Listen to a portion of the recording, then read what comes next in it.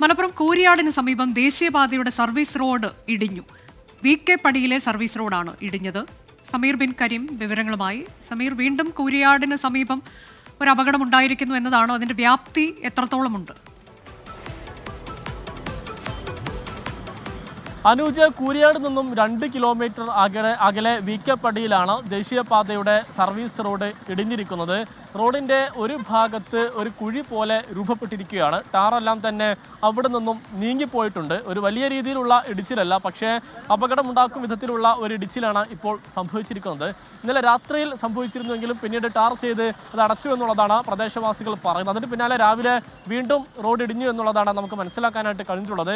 ഈ സർവീസ് റോഡിലെ ഈ ഭാഗം വഴിയുള്ള ഗതാഗതം നിലവിൽ നിരോധിച്ചിട്ടുണ്ട്. മറുവശത്തൂടെ മാത്രമാണ് വാഹനങ്ങൾ ഇപ്പോൾ കടത്തി വിട്ടുകൊണ്ടിരിക്കുന്നത്.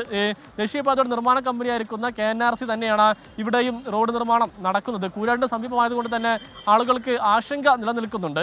ഇവിടെ യൂത്ത് ലീഗിന്റെ നേതൃത്വത്തിൽ സമീപത്ത് പ്രതിഷേധവുമായി എത്തിയിരിക്കുകയാണ്. ഇവിടെ റോഡ് ഉപരോധിച്ചുകൊണ്ട് യൂത്ത് ലീഗ് പ്രതിഷേധ സമരം നടത്തുന്നുണ്ട്. തിരുവരങ്ങാടി മണ്ഡലം യൂത്ത് ലീഗിന്റെ നേതൃത്വത്തിലാണ് സമരം നടക്കുന്നത്. മഴ ശക്തമായാൽ അപകടത്തിലേക്ക് നയിക്കുമെന്നുള്ളതാണ് ഇതുമായി ബന്ധപ്പെട്ട നാട്ടുകാരും ഈ പൊതുപ്രവർത്തകരും വ്യക്തമാക്കുന്നത്. കൂരാടിന് സമീപമായതുകൊണ്ട് തന്നെ വലിയ ആശങ്ക നാട്ടുകാർക്കിടയിൽ ഉടലെടുത്തിട്ടുണ്ട്.